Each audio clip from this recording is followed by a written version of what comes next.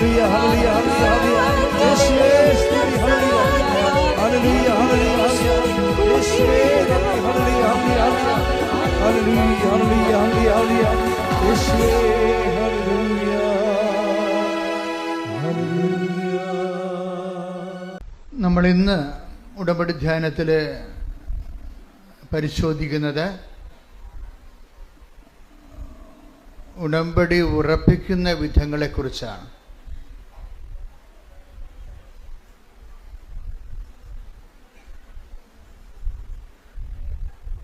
ഉടമ്പടി എവിടെയാണ് നമ്മൾ പല ആൾക്കാർക്കും ഒന്ന് പുതുക്കിയിട്ടും ഒരു ഉടമ്പടി ഉറച്ച ഒരു ലക്ഷണമില്ല.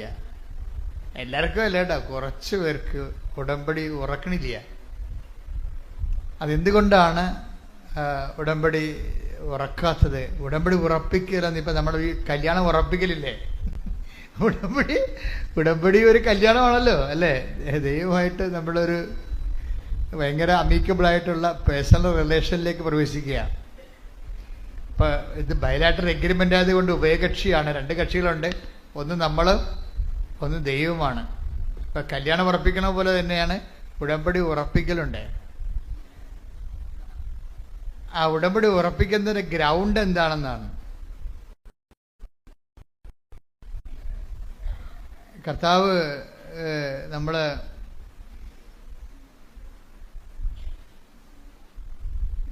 വിശുദ്ധ മത്തായി ശ്ലീഹായുടെ സുവിശേഷം 7-24 വാക്യം.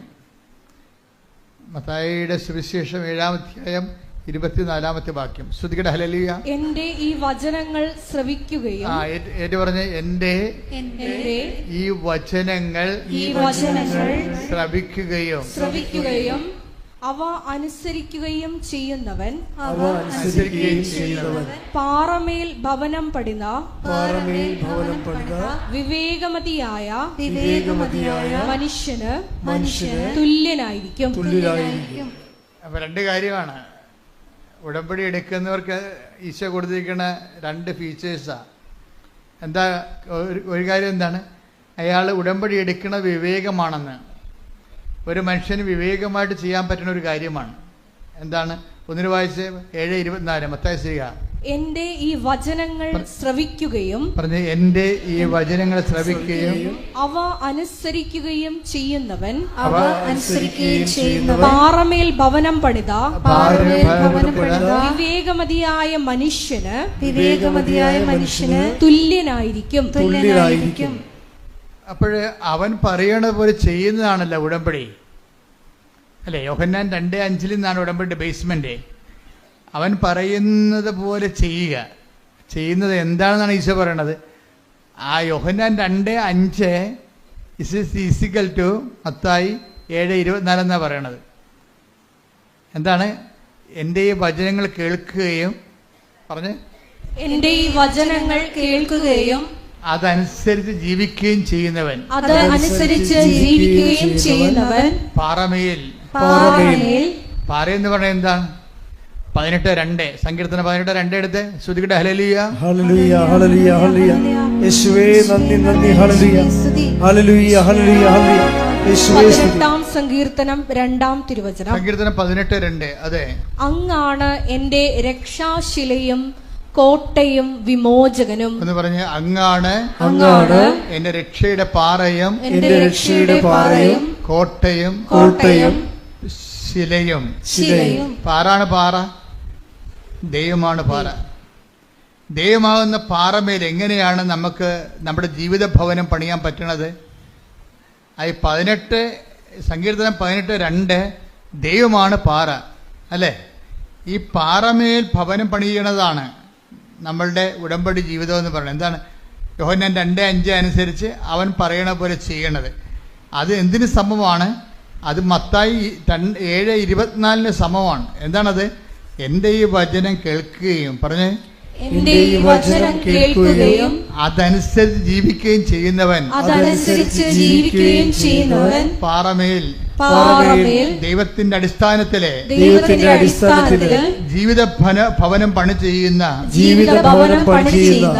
വിവേകിയായ മനുഷ്യന് തുല്യനാണ്. Praise the Lord.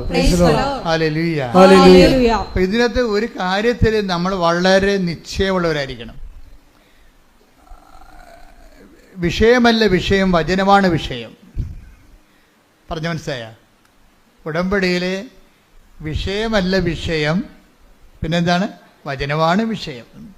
വിഷയം എന്ന് പറഞ്ഞാൽ എന്താണ്? നമ്മുടെ ജെട്ട് നടപടി അല്ലേ, അല്ലെങ്കിൽ കല്യാണം ഒത്തുവരണില്ല, PR കിട്ടണില്ല, പെൻഷൻ കിട്ടിയിട്ടില്ല, അതാണ് വിഷയം. ഇപ്പം അച്ഛനെന്താ പറഞ്ഞത്? വിഷയമല്ല വിഷയം, വചനമാണ് വിഷയമെന്ന്. എന്താ വിഷയം? ഈ വിഷയം ഒരു വിഷയമല്ല. എന്താണ് വിഷയം? ഉടമ്പടി പ്രകാരം വചനമനുസരിച്ച് ജീവിക്കുമ്പോൾ കർത്താവാണ് മറ്റ് സെറ്റ് ചെയ്യണത്. അത് മെറിറ്റിലല്ല, നോട്ട് ബൈ മെറിറ്റിലാണ്. നമ്മുടെ യോഗ്യത കൊണ്ടല്ല, ദൈവത്തിൻ്റെ കൃപ കൊണ്ടാണ്. പല വിഷയങ്ങളും സത്യം എന്താണെന്ന് ചോദിച്ചു കഴിഞ്ഞാൽ, ഇപ്പം എന്താണ് സത്യം എന്ന് ചോദിക്കുന്നുണ്ട്. ആരോട് ചോദിക്കുന്നുണ്ട്? പീലാത്തോസ് ഈശോനോട് ചോദിക്കും. ഈശോ തൽക്കാലം അയാളോട് അത് പറയുന്നില്ല. എന്താ കാര്യം? അയാളോട് സത്യത്തെക്കുറിച്ച് പറഞ്ഞിട്ട് കാര്യമില്ല. അതുകൊണ്ടാണ് ഈശോ മൗനം പാലിച്ചത്. ഈശോ പീലാത്തോസ് ഈശോയോട് ചോദിക്കണില്ലേ, വാട്ട് ഈസ് ട്രൂത്ത്? ഞാൻ സത്യത്തിന് സാക്ഷ്യം വഹിക്കാൻ വന്ന ആളാണെന്ന് ഈശോ പറയുമ്പോൾ പീലാത്തോസ് ഈശോയോട് എന്ത് പറയും? ചോദിക്കും, വാട്ട് ഈസ് ട്രൂത്ത്? എന്താണ് സത്യം? ഈശോ അവിടെ മിണ്ടണില്ല. പരിശുദ്ധാത്മാവ് ഈ ഭാഗം എഴുതുമ്പോൾ യോഹന്നാനെ വ്യാഖ്യാനിച്ചു കൊടുക്കും, your word is the truth. അങ്ങയുടെ വചനമാണല്ലോ സത്യം. അപ്പോൾ വചനമാണ് സത്യം. ആ സത്യം ആരോടാ പറയണത്? ആ വചനം പാലിക്കാൻ സന്മനസ്സും തുറവിയും ഉള്ളവരോടാ പറയണത്. എല്ലാവരോടും പറയത്തില്ല. അതുകൊണ്ടാണ് പറയണത്, പുറത്തുള്ളവർക്ക് അത് ഉപമകളിലൂടെ പറയുന്നുവെന്ന്. തനിച്ചാകുമ്പോൾ അത് വ്യാഖ്യാനിച്ചു കൊടുക്കുന്നു. Take the blood of God. ശ്രുതികട ഹല്ലേലൂയ. ഹല്ലേലൂയ ഹല്ലേലൂയ. യേശുവേ നന്ദി നന്ദി. ഹല്ലേലൂയ ഹല്ലേലൂയ. ഹല്ലേലൂയ ഹല്ലേലൂയ ഹല്ലേലൂയ. യേശുവേ സ്തുതി, യേശുവേ ആരാധന ആരാധന. യേശുവേ നന്ദി മഹത്വം. ഹല്ലേലൂയ ഹല്ലേലൂയ ഹല്ലേലൂയ. യേശുവേ നന്ദി. ഹല്ലേലൂയ ഹല്ലേലൂയ. ഹല്ലേലൂയ ഹല്ലേലൂയ. യേശുവേ സ്തുതി. ഹല്ലേലൂയ ഹല്ലേലൂയ. യേശുവേ നന്ദി നന്ദി നന്ദി. ഹല്ലേലൂയ ഹല്ലേലൂയ.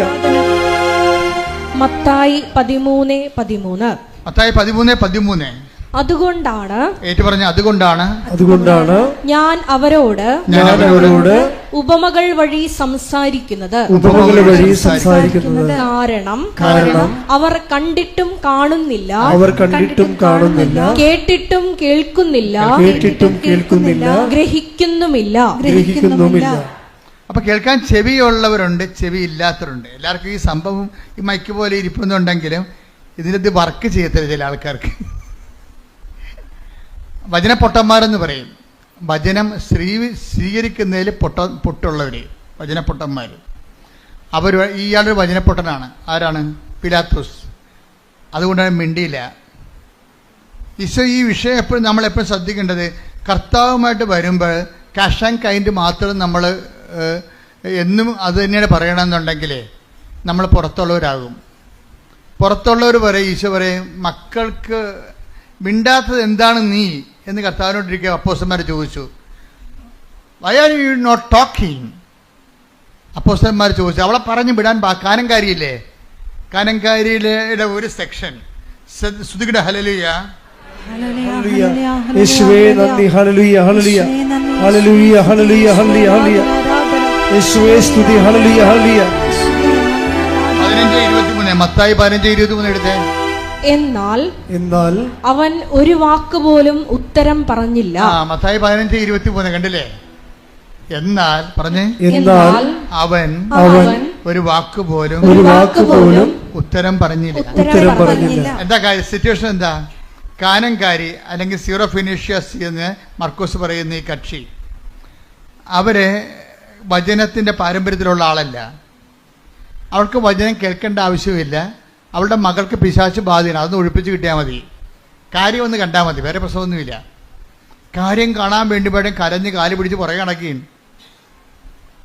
കാനങ്കാരിയുടെ അവസ്ഥയാണ്. പക്ഷേ ഇവിടെ ഇവൾ വന്ന് യേശുവിനോട് പറയും, കാര്യം കാണാൻ വേണ്ടി കരഞ്ഞ് കാല് പിടിച്ച് നടക്കുന്ന പാർട്ടിയാണ്. അങ്ങനെ കുറേ ഐറ്റം ആൾക്കാരുണ്ട്. അവരായി സീറോ ഫിനിഷ സ്ത്രീയെക്കുറിച്ച് പോലും അതുപോലെ തന്നെ കാര്യം കാര്യപ്പോഴാണ് ഈശോ ബ്രാൻഡ് ചെയ്യണത്. എന്ന് പറഞ്ഞാൽ അവൻ മിണ്ടിയില്ലെന്ന് പറയും, അവൻ സംസാരിച്ചില്ല. എന്താ കാര്യം? പിലാത്തോസിനോട് അവൻ മിണ്ടിയില്ല, കാനംകാരിയോട് അവൻ മിണ്ടിയില്ല. കാര്യം എന്താണ്? അത് പുറത്തുള്ളതാണെന്ന്, കേട്ടിട്ട് കാര്യമില്ലെന്ന്, കേട്ടിട്ടും ഗ്രഹിക്കുന്നില്ല. അവർ മാനസാന്തരത്തിലേക്കും രക്ഷാനുഭവത്തിലേക്കും വരുന്നില്ല. എന്നും വയറ്റിപ്പഴപ്പ് മാത്രമേ അവരുടെ പ്രശ്നമുള്ളൂ, എന്തെങ്കിലും വയറ്റിപ്പഴപ്പ് മാത്രമേ ഉള്ളൂ. യേശുക്രിസ്തുവിന് വേണ്ട, യേശുക്രിസ്തുവിൻ്റെ അനുഗ്രഹങ്ങൾ മാത്രം മതി. അങ്ങനെ ഒരു ഐറ്റം ആൾക്കാരുണ്ട്. ക്രിസ്തുവിനെ വേണ്ട, നിത്യരക്ഷ വേണ്ട, ക്രിസ്തുവിൻ്റെ അനുഗ്രഹങ്ങൾ മാത്രം മതി. അതാണ് കാനംകാരി എന്ന് പറയുന്നത്. അവരോട് വചനത്തിൻ്റെ പൊരുൾ പറയത്തില്ല. കിട്ടിയ വാങ്ങിച്ചിട്ട് വീട്ടിൽ പോയി കൊള്ളാൻ പറയും. കിട്ടിയ വാങ്ങിച്ചിട്ട് വീട്ടിൽ പോകും, നമ്മളുള്ള ബിസിനസ് അവസാനിക്കണമെന്ന് പറയും. അപ്പോൾ അപ്പോസ്തലന്മാർ ഈശോ മിണ്ടാതെ നടക്കുമ്പോൾ അപ്പോസ്തലന്മാരുടെ അടുത്ത് ഇവിടെ ചെല്ലും. ഇവിടെ ചെന്നിട്ട് പറയും, ഗുരു മിണ്ടണില്ല, എൻ്റെ വീട്ടിൽ ഭയങ്കര പ്രശ്നമാണ്, ഞാൻ ഉടമ്പടി എടുത്ത് പുതുക്കാറായി, എന്നിട്ട് ഒരു അടയാളമില്ല, ഗുരു മിണ്ടണില്ല. അതാണ് സംഭവം. മിണ്ടാത്ത സിറ്റുവേഷൻ ഉണ്ടേ. ഇപ്പം നിങ്ങൾ ഉടമ്പടി എടുത്തിട്ട് നിങ്ങളിപ്പോൾ അച്ഛനെ കാണണം എന്ന് പറഞ്ഞെന്താ കാര്യം? എന്ന് ചിലപ്പോൾ അച്ഛനെ കണ്ടാലും നടക്കത്തില്ല. എന്താ കാര്യം? ഗുരു മിണ്ടണില്ലെങ്കിൽ പിന്നെ എന്ത് ചെയ്യാനാണ്? ഗുരുവിനറിയാം ഈ കാര്യം കണ്ടാൽ പിന്നെ ഇവളെ രാവിലെ പോലും എഴുന്നേക്കത്തില്ലെന്നറിയാം. അതാണ് പ്രശ്നം. ഗുരുവിൻ്റെ പ്രശ്നം എന്തുകൊണ്ടാണ് മിണ്ടാത്തത്? ഇവളെ കാര്യം കണ്ടു കഴിഞ്ഞാൽ പിന്നെ പ്രത്യക്ഷ പ്രാർത്ഥനയും ഇല്ല, രാവിലെ പോലും എഴുന്നേക്കത്തുമില്ല, ഈ കണ്ട യാതൊരു പരിപാടികളും ഇല്ലെന്നറിയാം. ദൈവത്തെ നിങ്ങൾ അറിയാവുന്ന കൊണ്ട് മിണ്ടാതിരിക്കുക. അപ്പോൾ എന്ത് പറ്റണം? നിങ്ങൾക്ക് സ്വീകാര്യമല്ലാത്തൊരു വിഷയമായതുകൊണ്ടാണ് ദൈവം മിണ്ടാത്തത്. അതിന് അവൾ അടുത്ത സ്റ്റെപ്പ് എടുത്ത് എന്താ സ്റ്റെപ്പ് എടുത്തിരിക്കണത്? അപ്പോസ്തലന്മാരെ കൂട്ടുപിടിച്ചു. നമ്മളിപ്പോൾ അത് തന്നെയാണ് ചെയ്തിരിക്കണത്. മാതാവിൻ്റെ അടുത്ത് അപേക്ഷ വെക്കുന്നു, എന്നിട്ടും ഉടമ്പടി ഒന്ന് പുതുക്കിയിട്ട് മൂവ്മെൻ്റ് ഇല്ല, അതിന് മൂവ്മെൻ്റ് ഇല്ല. എന്നാൽ പിന്നെ അച്ഛനെ കണ്ടേക്കാമെന്ന് വിചാരിക്കുന്നു. അച്ഛനെ കണ്ടു. ഞാനാണെന്ന് വെച്ച് കഴിഞ്ഞാൽ അധികം സംസാരിക്കത്തില്ല.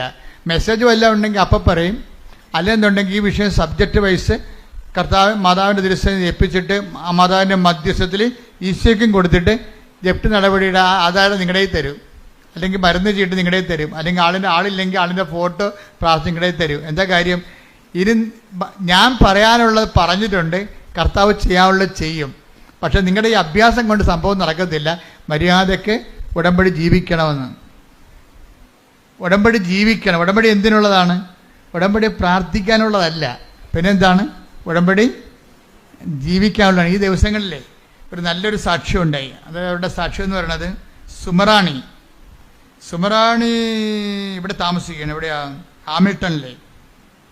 നമ്മുടെ നാട്ടുകാരത്തെയാണ്, നടുവേട്ടത്തുള്ളതാണ്, എറണാകുളം. സുമറായുടെ പ്രശ്നം എന്താ? സുമറായിക്ക് 7 വർഷമായിട്ട് മക്കളില്ല. അപ്പോൾ കാനഡയിൽ നല്ല ചികിത്സയുള്ള സ്ഥലത്തുള്ളതാണ്. ഇവർ നേഴ്സാണ്. ഇവരുടെ പ്രശ്നമെന്ന് പറയണത്, ഇവർ സീനിയർ നേഴ്സായത് കാരണം ഇവൾക്ക് ഇതിനെക്കുറിച്ചൊക്കെ അറിയാം.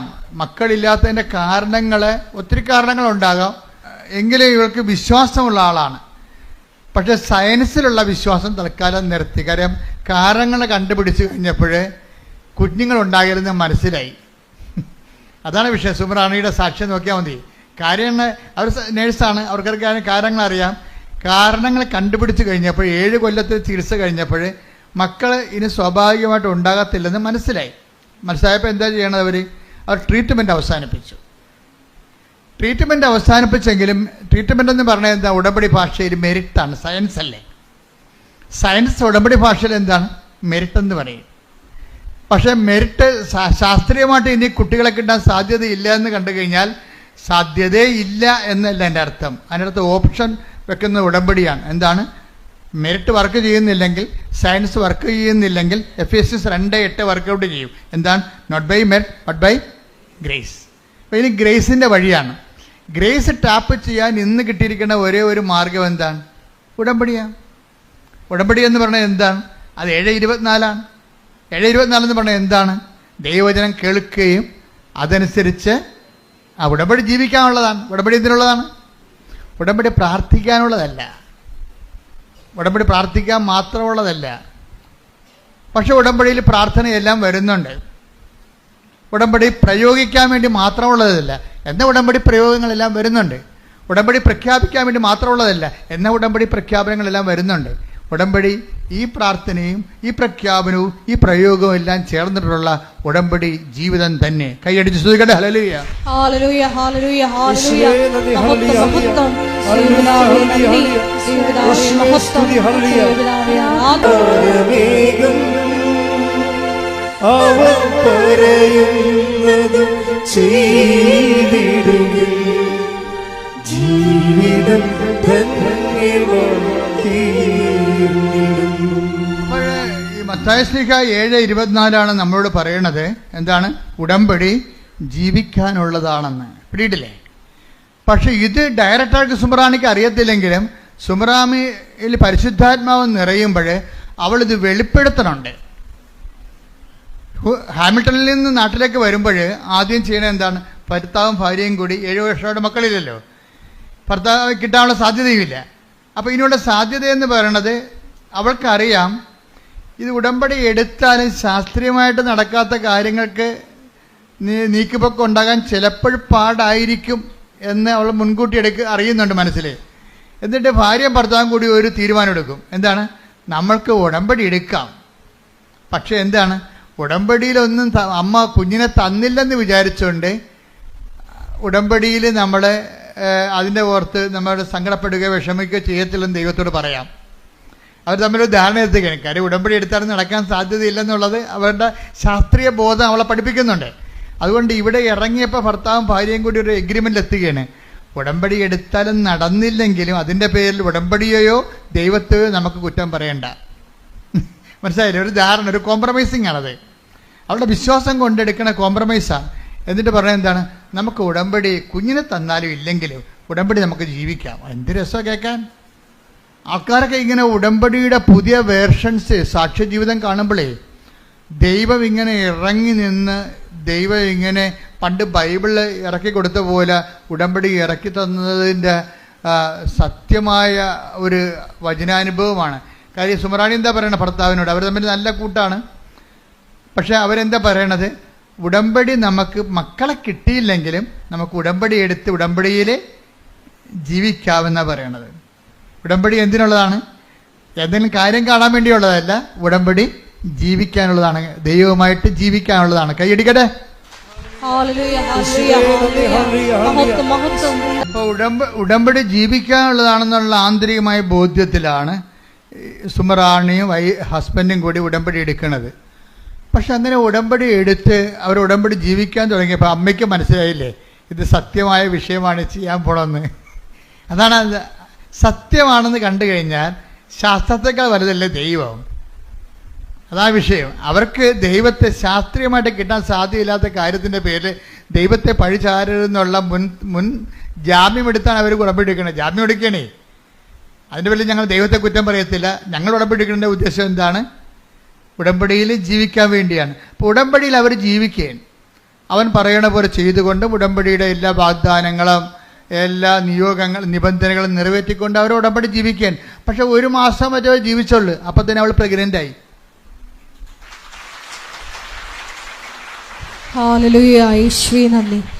പ്രഗ്നൻ്റായി കഴിഞ്ഞപ്പോൾ ഒരു ചെറിയൊരു പ്രശ്നം ഉണ്ടായി കുറച്ച് ദിവസം കഴിഞ്ഞപ്പോൾ. എന്ന് കഴിഞ്ഞാൽ അതായത് കോർണിവ എന്ന് പറഞ്ഞൊരു സ്ഥലം, അതായത് ഫലോപ്പിൻ ട്യൂബിൻ്റെയും ഗർഭനാളിയുടെയും അതുപോലെ ഗർഭപാത്രത്തിൻ്റെയും വക്കിൽ ആണ് ഇത്. ഇപ്പം നമുക്കൊരു കെറ്റിലുണ്ടെങ്കിൽ കെറ്റിലിനൊരു നാളമില്ലേ, കെറ്റിനകത്തുമല്ല എന്നാൽ ആ കുഴലുമല്ല, ഇതിൻ്റെ ജംഗ്ഷനിലിരിക്കുകയാണ്. അപ്പോൾ അങ്ങനെ ഇരുന്ന് നമ്മൾ വേര് പിടിച്ചു പോയി ഭയങ്കര പ്രശ്നമാണ്. പിന്നെ അത് കഴിഞ്ഞിട്ട് റപ്ചറാകും, പൊട്ടും, ബ്ലഡാകും, ആളിയാകും, പെട്ടെന്ന് പിന്നെ മരണമൊക്കെ. അപ്പോൾ ഇങ്ങനെ വലിയ ഒരു ദശാസന്ധി ചെന്ന് ചാടിയിരിക്കുകയാണ്. അപ്പോൾ ഡോക്ടർമാർ പറഞ്ഞു നമുക്ക് എടുത്തു കളയാം, പെട്ടെന്ന് എടുത്തു കളയാമെന്ന് പറഞ്ഞു. അപ്പോൾ എടുത്തു കളയാമെന്ന് പറയുമ്പോഴും ഇവിടെ പറയുന്ന സംഭവമുണ്ട്. ഇത് അമ്മ പ്രത്യക്ഷീകരണത്തിൻ്റെ ഭാഗമായിട്ട് തന്ന കുഞ്ഞാണ്. ഉടമ്പടിയിൽ കിട്ടണതെല്ലാം ഉടമ്പടി എന്നൊരു സംവിധാനം എന്നതിനേക്കാൾ ഉപരി പ്രത്യക്ഷീകരണം. അവൾ എന്തൊരു ജ്ഞാനമാണ് അവർക്ക്. അമ്മ ഇത് ഡോക്ടർ എടുത്തു കളയാമെന്ന് പറയുമ്പോഴേ ഭാര്യ ഭർത്താവിനോട് പറഞ്ഞ എന്താ, ഇത് ഉടമ്പടി വഴി കിട്ടിയതല്ലേ. അപ്പോഴും ഉടമ്പടി വഴി കിട്ടിയെന്ന് പറഞ്ഞു കഴിഞ്ഞാൽ പ്രത്യക്ഷീകരണത്തിൻ്റെ ഭാഗമായിട്ടല്ലേ ഉടമ്പടി കിട്ടിയത്. അപ്പോൾ ഈ കുഞ്ഞ് ഉടമ്പടി വഴി കിട്ടുന്ന എല്ലാ അനുഗ്രഹങ്ങളും പ്രത്യക്ഷീകരണത്തിൻ്റെ ഭാഗമാണ്. അപ്പോൾ ഈ കുഞ്ഞ് അമ്മയുടെ പ്രത്യക്ഷീകരണത്തിൻ്റെ ഭാഗമായിട്ടല്ലേ ഇങ്ങനെ കോർണിവായൊരു കുഞ്ഞിങ്ങനെ ഉരുവായിരിക്കണത്. അപ്പോൾ ഇത് എടുത്തു കളയാമെന്ന് വൈദ്യശാസ്ത്രം പറഞ്ഞാൽ പ്രത്യക്ഷീകരണത്തിൻ്റെ ഭാഗമാകണത് എങ്ങനെയാണ്? അപ്പോൾ ദൈവത്തിന് ഇതിൻ്റെ അകത്ത് പദ്ധതിയുണ്ട്, നമുക്ക് വെയിറ്റ് ചെയ്യാമെന്ന് പറഞ്ഞു, പ്രാർത്ഥിച്ച് വെയിറ്റ് ചെയ്യാമെന്ന് പറഞ്ഞു. പ്രാർത്ഥിച്ച് വെയിറ്റ് ചെയ്യാമെന്ന് പറയുമ്പോൾ കണ്ട പ്രാർത്ഥന തന്നെ കണ്ടില്ലേ. ഇവിടുന്നാണ് ഉടമ്പടിയിൽ ഉണ്ടാകുന്ന പ്രാർത്ഥനയെന്ന് പറയണത്. ഉടമ്പടിയിൽ അച്ഛൻ എന്താ പറഞ്ഞത്? പ്രാർത്ഥനയുണ്ട്, പിന്നെ എന്താണ്? പ്രഖ്യാപനമുണ്ട്, പിന്നെ എന്താണ്? പ്രയോഗമുണ്ട്. അപ്പം പ്രാർത്ഥന വന്നിട്ട് ഇവരെന്നാ ചെയ്യുമെന്നറിയാമോ? ഒരാഴ്ച പ്രാർത്ഥിക്കും. കൊച്ചിനെ എടുത്ത് കളയാം, അതിനുവേണ്ടി ഓപ്പറേഷൻ നിശ്ചയിച്ച് കഴിയുമ്പോൾ ഓപ്പറേഷൻ ഇവിടെ ഒപ്പിട്ട് കൊടുക്കാതെ ഇവരെന്ത് ചെയ്യും? ഉടമ്പടിയിലെ 33% എന്താണ്? പ്രാർത്ഥനയല്ലേ. ആ പ്രാർത്ഥനയിലേക്ക് ഇവർ പോകും. പ്രാർത്ഥനയെ പ്രവേശിച്ച് അതായത് ഒരാഴ്ച കഴിയുമ്പോൾ ഇവരെന്താ പ്രാർത്ഥിക്കണത്? ഇവർ പ്രാർത്ഥിക്കുന്നത് ഡോക്ടറിനെ സമർപ്പിച്ചാണ് പ്രാർത്ഥിക്കണത്, ഇവരെ സമർപ്പിച്ചല്ല.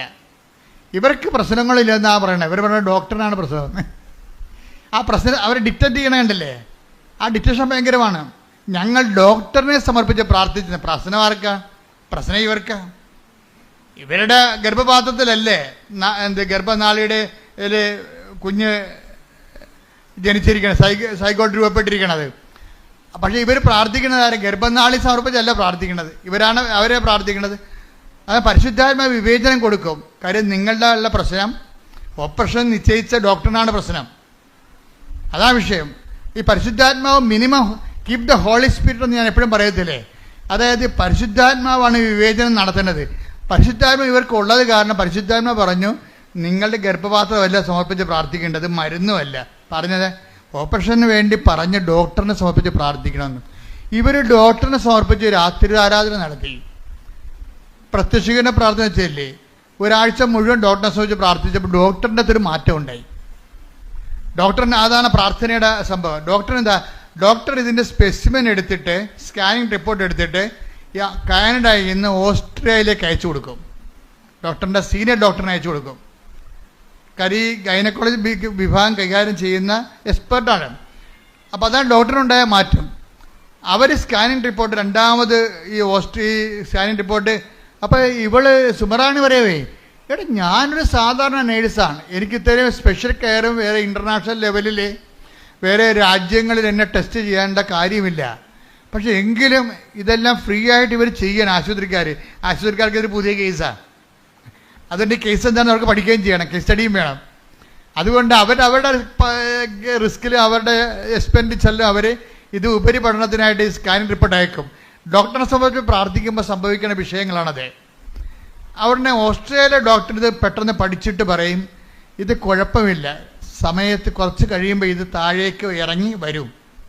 അപ്പോൾ സീനിയർ ഡോക്ടറിന് നിർബന്ധമായി. അപ്പോൾ ഓപ്പറേഷൻ ഒഴിവായി. നോക്കിയേ, കൈയടിച്ച് ശ്രുതിക്കട്ടെ. ഹല്ലേലൂയ, ഹല്ലേലൂയ, ഹല്ലേലൂയ, ഹല്ലേലൂയ, മഹത്വം, മഹത്വം, ആരാധന, ഹല്ലേലൂയ, ഹല്ലേലൂയ, ഈശോ ആരാധന. അതായത് നമ്മളുടെ ഈ ഉടമ്പടി ഉറപ്പിക്കൽ എന്ന സംഭവത്തിൽ ചില സമയത്ത് ഇതുപോലെയുള്ള ഒരാട്ടം കാണാം. ഒരാട്ടം കണ്ട ഇപ്പം നിങ്ങളെ വചനം എന്താ പറയണത്? വിളിയും തിരിഞ്ഞ് ഒന്ന് ഇപ്പം എടുത്ത് 2 പത്രോസിൻ്റെ 1:10 എടുത്ത് 2 പത്രോസ് 1:10 2 പത്രോസ് 1:10 ആകയാൽ സഹോദരരെ നിങ്ങളുടെ വിളിയും തിരഞ്ഞെടുപ്പും ഉറപ്പിക്കുന്നതിൽ കൂടുതൽ ഉത്സാഹമുള്ളവരായിരിക്കുവിൻ. ഇങ്ങനെ ചെയ്താൽ ഒരിക്കലും നിങ്ങൾ വീണു പോവുകയില്ല. അപ്പൊ ഇതിന്റെ 2 സെക്ഷനാണ് വരണം. ഒന്നെന്താണ്? 2 പത്രോസ് 1:10 വചനത്തിൽ എന്താ ഉള്ളത്? നിങ്ങളുടെ വിളിയും പിന്നെന്താ? തിരഞ്ഞെടുപ്പും. എന്തൊക്കെ ഉറപ്പിക്കാതെ പറഞ്ഞിരിക്കുന്നത്? ഒന്ന് വിളിയും തിരഞ്ഞെടുപ്പും. വിളി എന്ന് പറഞ്ഞാൽ എന്താണ്? വിശ്വാസത്തിലേക്കാണ് വിളിച്ചിരിക്കുന്നത്. ഇതെല്ലാം ബൈബിളിലുള്ള വിശ്വാസം ഇല്ലാതെ മുന്നോട്ട് പോകത്തില്ല. അവൻ പറയണ പോലെ ചെയ്യണതാണല്ലോ. ഞങ്ങളിപ്പോൾ ആരെയും ന്യായസ്ഥാനപ്പെടുത്തുന്നില്ല എന്നുണ്ടെങ്കിലും ഈ ഉടമ്പടി എടുക്കുന്നവർ പാലിക്കുന്നത് ആരെയാണ്? വിശുദ്ധ വചനമേ പാലിച്ചിട്ട് അത് മുന്നോട്ട് പോകാൻ പറ്റത്തുള്ളൂ. ഇതാണ് വിശ്വാസം. ബൈബിളിലുള്ള വിശ്വാസമില്ലാതെ ഇതാണ് ബേസ്മെന്റ്. ഇതിൻ്റെ എന്താണ്? വിളിയാണ്. വിളി എന്താണ്? വിശ്വാസത്തിൽ ബൈബിളിലുള്ള വിശ്വാസത്തിലേക്കാണ് വിളി. ആരെ വന്ന് ഉടമ്പടി എടുത്താലും ഇതിൻ്റെ വിളി എങ്ങോട്ടാണ്? ബൈബിളിലുള്ള ബൈബിളിലുള്ള ദൈവത്തിലേക്കാണ് നിങ്ങൾ വിശ്വസിക്കണത്. ഉറപ്പല്ലേ? തിരഞ്ഞെടുപ്പ് എന്താ? ബൈബിളിലുള്ള ദൈവത്തെ അനുഭവിക്കാൻ വേണ്ടി നമ്മളെ തിരഞ്ഞെടുത്തിരിക്കണത് എന്തിനാണ്? ഉടമ്പടി പ്രയോഗത്തെയാണ്. റീഡിയ അതാണ് സംഭവം. ബൈബിളിൽ നമുക്ക് എങ്ങനെ പ്രവേശിക്കാം, പക്ഷെ നമ്മളിപ്പോൾ പ്രവേശിക്കുന്നത് ഏറ്റവും ഉത്തമമായ മാതൃക എന്താണ്? അവൻ പറയണത് പോലെ ചെയ്യുകയാണ്. വചനത്തെ ചെയ്തുകൊണ്ടാണ് നമ്മൾ ഇതിലേക്ക് പ്രവേശിക്കുന്നത്. പ്രാർത്ഥിക്കുക. കർത്താവായ ദൈവമേ, വചനം വിശ്വസിക്കുക മാത്രമല്ല അത് ജീവിച്ചുകൊണ്ട് അങ്ങയുമായിട്ടുള്ള ആത്മബന്ധത്തിന്റെ ആഴങ്ങൾ ആവിഷ്കരിക്കുന്ന ഉടമ്പടിയിലേക്ക് ഞങ്ങളെ ഉറപ്പിക്കണമേ.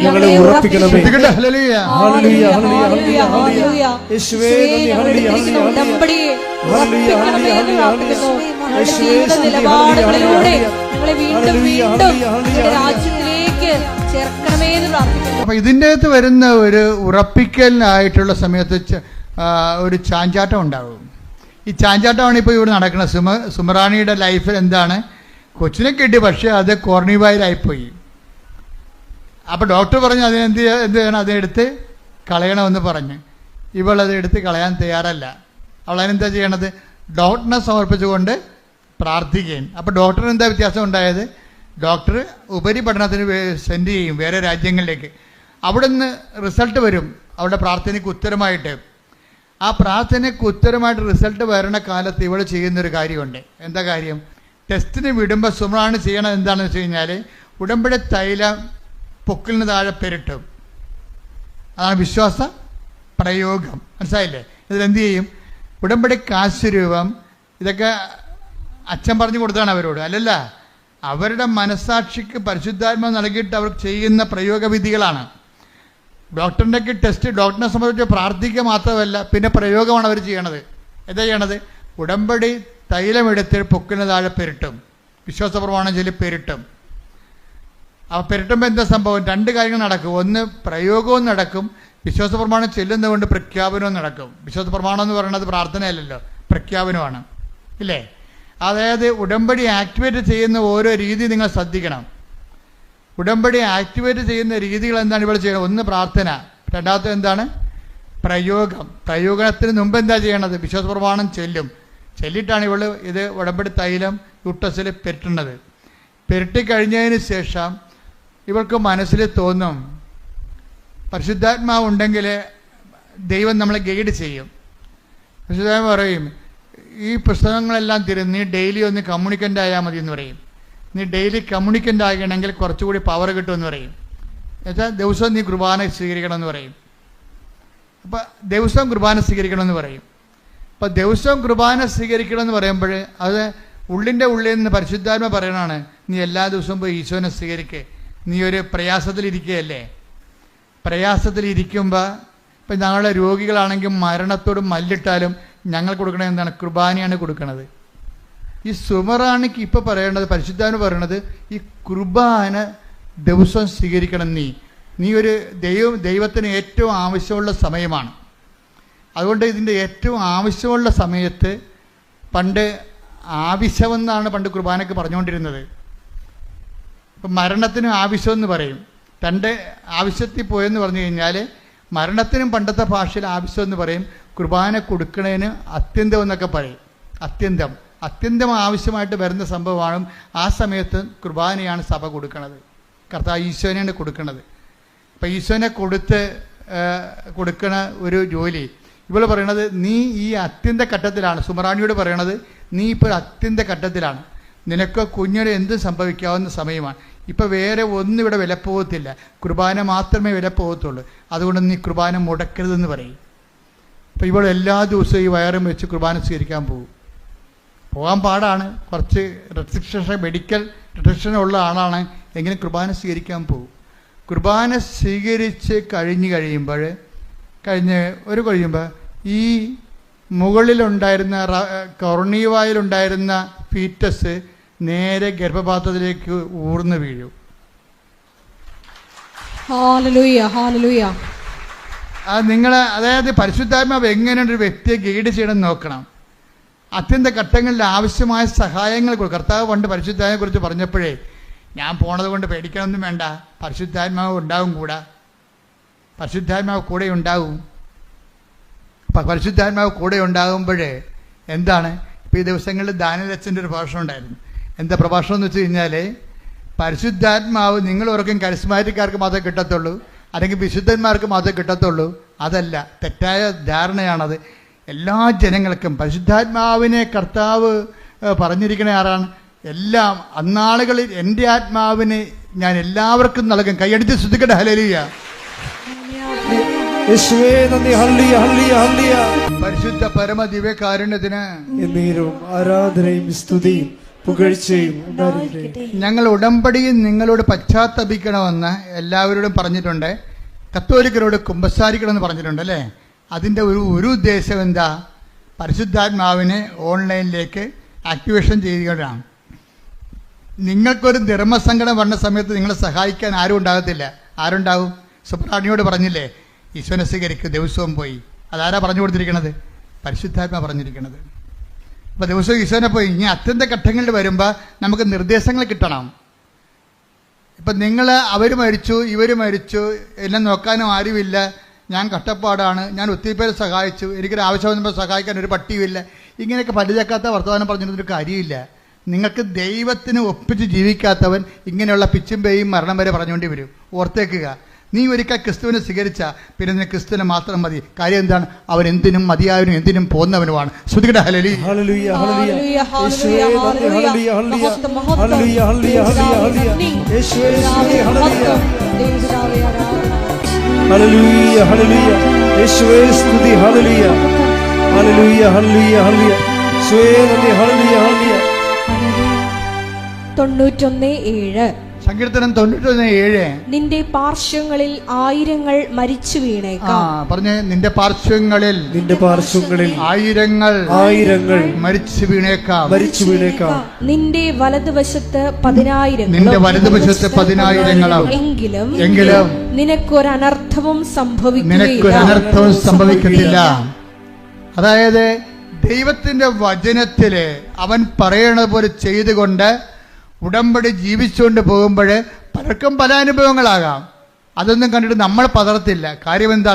ഈ ഭവനം വെള്ളപ്പൊക്കമുണ്ടായി, മഴ പെയ്തു, കാറ്റടിച്ചു, വെള്ളപ്പൊക്കമുണ്ടായി, കാറ്റടിച്ചു, മഴ പെയ്തു, വെള്ളപ്പൊക്കമുണ്ടായി, അത് ആ ഭവനത്തിന്മേൽ ആഞ്ഞടിച്ചു, അത് വീണു പോയില്ല.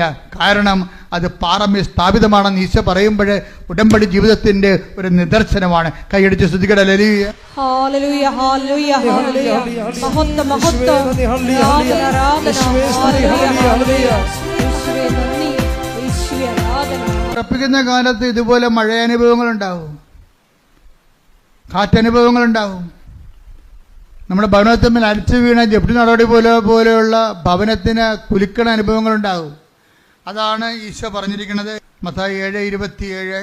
മഴ പെയ്തു, മഴ പെയ്തു, വെള്ളപ്പൊക്കമുണ്ടായി, കാറ്റൂതി, അത് ഭവനത്തിന്മേൽ ആഞ്ഞടിച്ചു, അത് വീണുപോയി, അതിന്റെ വീഴ്ച വലുതായിരുന്നു. അതാരെ കുറിച്ച് പറയണതാണ്? വചനം കേൾക്കുക, അതനുസരിച്ച് ജീവിക്കാതിരിക്കുകയും ചെയ്യുന്നവരാണ് വീണു പോണത്. ജീവിക്കുന്നവര് ഇപ്പം ഈ ദിവസങ്ങളിൽ മഴ പെയ്ത് വെള്ളപ്പൊക്കം ഉണ്ടായെന്നൊക്കെ പറഞ്ഞിട്ടുണ്ട്, സാക്ഷ്യം പറഞ്ഞിട്ടുണ്ട്. മഴ പെയ്ത് വെള്ളപ്പൊക്കം ഉണ്ടായി, എന്നെ ഭവനത്തിൽ മേലെ ആഞ്ഞരച്ചു, ഞാൻ വീണു പോയില്ല എന്ന് പറയുന്ന അർത്ഥത്തിലൊരു സാക്ഷ്യം പറഞ്ഞിട്ടുണ്ട്. ആ സാക്ഷ്യം അശ്വതി ചന്ദ്രനാണ് പറഞ്ഞിരിക്കുന്നത്. അശ്വതി എന്താ സാക്ഷ്യം എന്ന് വെച്ചാൽ, അവര് 3 സ്ഥലങ്ങളിലെ അവര് പരീക്ഷ എഴുതും. 3 സ്ഥലങ്ങളില്, പോലീസിൽ, പിന്നെ ഫോറസ്റ്റ് ബീറ്റ്സിൽ, അത് ഫോഴ്സാണ്, പിന്നെ ഫയർഫോഴ്സിൽ. അപ്പോഴേ ഈ 2 സ്ഥലങ്ങളിലും തോറ്റു പോകും. എവിടെ തോക്കും? പോലീസിലും അവരുടെ ടെസ്റ്റ് തോക്കും, അതുപോലെ തന്നെ ഫോറസ്റ്റ് ബീറ്റ്സിലും തോറ്റുപോകും പരീക്ഷ. ഇനി ഓരോരുത്തർ മാത്രമാണ് കരകയറണത്. അവിടെ എവിടെയാണെന്ന് വെച്ച് കഴിഞ്ഞാൽ അതിൻ്റെ പക്ഷേ ടെസ്റ്റ് ഉണ്ട്. അതിന് ആളെ ക്വാളിഫൈഡ് ആയി, പക്ഷേ ഇനി ഇൻ്റർവ്യൂവും ടെസ്റ്റും ഉണ്ട്. പക്ഷേ അത് ഫയർഫോഴ്സിലാണ്. അത് ഫയർഫോഴ്സിലാണ്. ഫയർഫോഴ്സിൽ ക്വാളിഫൈഡ് ആയി, പക്ഷേ ഇനി എന്താ ഉള്ളത്? ഇൻ്റർവ്യൂ ടെസ്റ്റും ഉണ്ട്. അപ്പോൾ ടെസ്റ്റ് ഉണ്ടപ്പോഴേ ഇവൾക്ക് തോന്നി, അത്രയും ഇവൾ പറയുന്നുണ്ട്, വർക്ക് ഈസ് വർഷിപ്പ് എന്ന് ചില ആൾക്കാർ പറയത്തില്ലേ. ഇവിടെ ഈ അശ്വതി പറയണത്, ഞാൻ എൻ്റെ ജീവിതത്തിൽ ചിന്തിച്ചില്ല, പറവൂരുകാരത്തെയാണ്, കൊല്ലവാണെന്ന് തോന്നണം. അതായത് എൻ്റെ ജീവിതത്തിൽ ഞാൻ ചിന്തിച്ചിരുന്നത് എൻ്റെ വർക്കിലാണ് ഞാൻ ആശ്രയിച്ചിരുന്നത്. ഞാൻ നല്ലവണ്ണം എൻ്റെ ക്വാളിഫിക്കേഷൻ, എൻ്റെ കഴിവ്, അതാണ് സത്യം. ചില ആൾക്കാർ പറയത്തില്ലേ, ഇപ്പം പഠിക്കുമ്പോഴേ, ഇപ്പം ഇന്നലെയൊക്കെ ഇവിടുന്ന് പഠിക്കണ പിള്ളേർ പോയില്ലേ, ഇപ്പോഴേ മോഡ് എക്സാം തുടങ്ങിയല്ലോ. അപ്പോൾ വെള്ളിയാഴ്ച ഞാൻ പ്രാർത്ഥിച്ചത്, ശനിയാഴ്ചയാണ് ബോർഡ് എക്സാം. വെള്ളിയാഴ്ച പ്രാർത്ഥിച്ചത് 200 പിള്ളേർക്ക് വേണ്ടി പ്രാർത്ഥിച്ചിട്ടുണ്ട്. 200 പിള്ളേരാ പ്രാർത്ഥിക്കുമ്പോൾ ഞാൻ ചീട്ട് നോക്കുമ്പോൾ ചില ആൾക്കാർ കാസർഗോഡുകാരാണ്. ഞാൻ ഓർക്കണ, ദൈവമേ എന്തൊരു വിശ്വാസമാണ് നിങ്ങൾക്ക്. കാരണം നാളെയാണ് ബോർഡ് എക്സാം. വൈകുന്നേരത്തെ മാവേലി എക്സ്പ്രസ്സിന് പോകേണ്ട ആൾക്കാരാണ്. അവിടെ എത്തണത് മിക്കവാറും 5:30 മണിക്കാണ് എത്തണത്. നേരെ ബോർഡ് എക്സാമിന് കയറേണ്ടതാണ്. ആൾക്കാരെവിടെ നിൽക്കുകയാണ്? കൃപാസനത്ത് നിൽക്കുകയാണ്. അതുവെച്ചാൽ അവരുടെ ആ സമയം അവർക്ക് വേസ്റ്റ് അല്ല. എന്താ കാര്യം? അവർ വിശ്വസിക്കണ ആരിലാണ്? വിഷയത്തിലല്ല വിശ്വസിക്കണ, കർത്താവിൽ ശക്തിയിലാണ് വിശ്വസിക്കുന്നത്. Not by merit but by ഗ്രേസിലാണ് വിശ്വസിക്കുന്നത്. അപ്പം ഞാൻ അവരോട് പറയും, ഈ സമയം ആണ് നിങ്ങളുടെ വിജയതോൽവി അറിയേണ്ട സമയം. എന്താ കാര്യം? നിങ്ങൾ ഇരുന്ന് പഠിക്കേണ്ട സമയത്താണ് പ്രാർത്ഥനയ്ക്ക് വേണ്ടി വന്നിരിക്കുന്നത്. അതൊരു സാക്ഷ്യമാണ്. എന്ത് സാക്ഷ്യമാണത്? ഞാൻ ജീവിക്കണത് എൻ്റെ മെറിറ്റ് കൊണ്ടല്ല, എൻ്റെ വിശ്വാസം കൊണ്ട്, എൻ്റെ ദൈവത്തെ കൊണ്ട്, കൃപ കൊണ്ടാണെന്ന്. അപ്പം അതുകൊണ്ട് തന്നെയാണ് അശ്വതി പറയണത്, ഞാൻ ജീവിച്ചിരുന്ന ഇത്രയും നാൾ പഠിച്ചതെല്ലാം, അവൾ സ്റ്റൗട്ടായിട്ടുള്ള ഒരു നല്ല ഗേളാണ്, എല്ലാ കഴിവൊക്കെ ഉള്ള ആളാണ്, പറയണ കേൾക്കുമ്പോൾ അറിയാൻ നമുക്ക്, എല്ലാ വിഷയത്തെക്കുറിച്ചും നല്ല വ്യക്തതയൊക്കെ ഉള്ള ആളാണ്. അപ്പോൾ അവർ പറയണത്, ഞാൻ മുഴുവൻ റിലേ ചെയ്തത്, ഞാൻ ആശ്രയിച്ചിരുന്നത് എൻ്റെ കഴിവിലാണ്. അപ്പം എൻ്റെ കഴിവാണ് സത്യം. ഞാൻ മര്യാദക്ക് വർക്ക് ചെയ്താൽ എനിക്ക് കയറി പോകാവുന്നതേ ഉള്ളൂ എന്നാണ് എൻ്റെ ധാരണ. ആ സാക്ഷ്യത്തിൽ പറയുന്നുണ്ട്, ഞാൻ മര്യാദക്ക് വർക്ക് ചെയ്താൽ എനിക്ക് കയറി ജയിച്ചെടുക്കാവുന്നതേ ഉള്ളൂ എന്നാണ് എൻ്റെ ധാരണ. ഈ ധാരണയാണ് എല്ലാവർക്കും തന്നെ ഉള്ളത്. പക്ഷേ എന്നാ പറ്റി? ഫോറസ്റ്റ് ബീസിലും തോറ്റു, പിന്നെ പോലീസിലും തോറ്റു. അപ്പോൾ അവൾ മനസ്സിലാക്കി, അങ്ങനെയാണെങ്കിൽ ഇനിയിപ്പോൾ എൻ്റെ ധാരണ പെസകിയല്ലോ, എൻ്റെ മെറിറ്റ് വർക്കൗട്ട് ചെയ്തില്ലല്ലോ, ഇനി ഗ്രേസ് അല്ല വർക്ക് ചെയ്യാനുള്ളത്. അതുകൊണ്ട് ഞാൻ എല്ലാവരും പറയുന്ന പോലെ ഉടമ്പടി എടുത്തിട്ട് ഇനി അടുത്ത നടപടി എടുക്കാമെന്ന് പറയും. അങ്ങനെ അശ്വതി വന്ന് ഫയർഫോഴ്സിൻ്റെ പരീക്ഷ ക്ലിയർ ചെയ്തു. പക്ഷേ ഇനി ടെസ്റ്റ് ഇൻ്റർവ്യൂ ഉണ്ട്. അതിനുവേണ്ടി ഉടമ്പടി എടുത്തിരിക്കുകയാണ്. ഉടമ്പടി എടുക്കുമ്പോൾ ഒരു ടെസ്റ്റ് എന്ന് പറയണത്, ഫയർഫോഴ്സിൻ്റെ ടെസ്റ്റ് ഇത്തിരി കട്ടിയാണ്. അപ്പോൾ പറയണത്, ഉടമ്പടി എടുത്തതിന് ശേഷം അശ്വതി ചെയ്തിരിക്കണത്, എല്ലാ കാര്യങ്ങളും ഉടമ്പടിയുടെ മുറ പോലെ തന്നെ ചെയ്യുന്നുണ്ട്.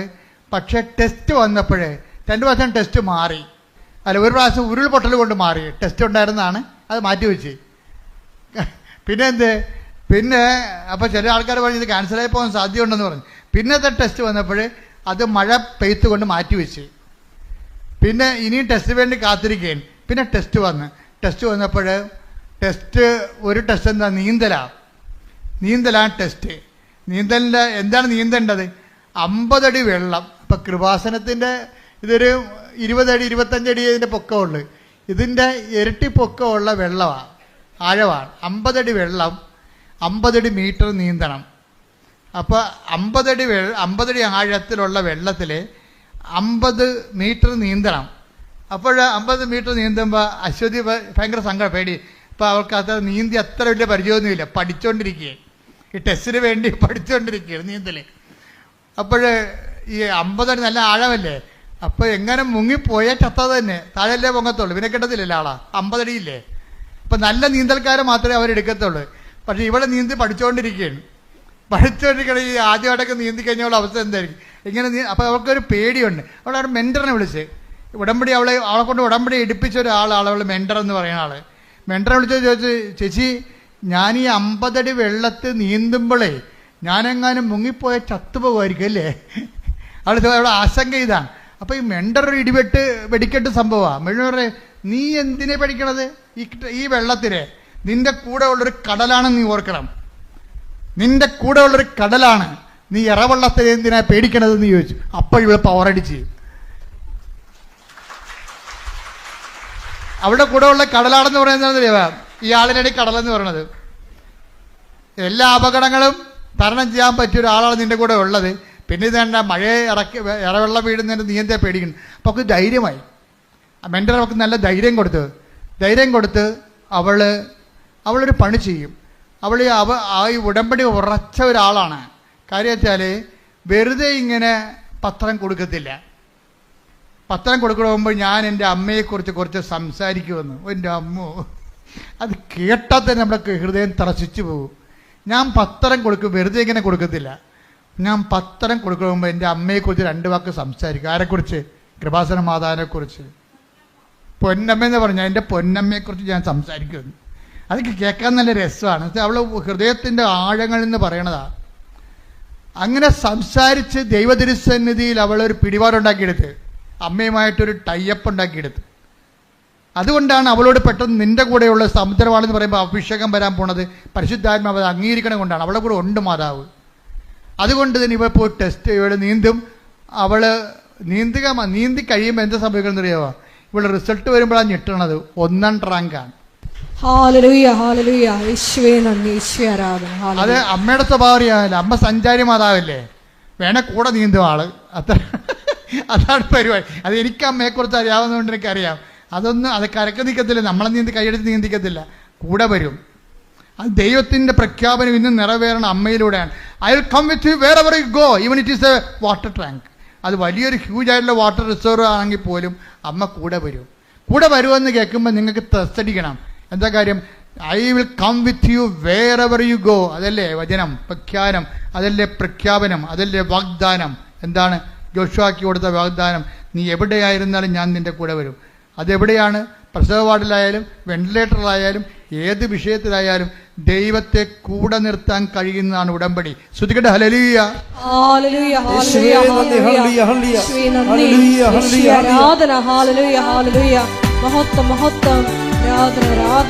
നമ്മൾ പകച്ചു പോണത് ഈ പെൺകുട്ടി പറയുന്ന വചനങ്ങളുടെ ഒരു പ്രഘോഷണത്തിലാണ്. ഇവിടെ പറയണത് ഞാൻ ഇതൊക്കെ ചെയ്യണമുണ്ടല്ലോ, എനിക്കൊരു തിരിച്ചറിവുണ്ട്. എന്താണത്? അത് 1 കൊരിന്ത്യൻസ് 15:10 എൻ്റെ തിരിച്ചറിവെന്ന്. 1 കൊരിന്ത്യൻസ് 15:10. ശ്രുതികട്ടെ ഹല്ലേലൂയ ഹല്ലേലൂയ ഹല്ലേലൂയ ഹല്ലേലൂയ. യേശുവേ നന്ദി. ഹല്ലേലൂയ ഹല്ലേലൂയ. യേശുവേ സ്തുതി. ഹല്ലേലൂയ ഹല്ലേലൂയ ഹല്ലേലൂയ. 1 കൊരിന്ത്യൻസ് 15:10.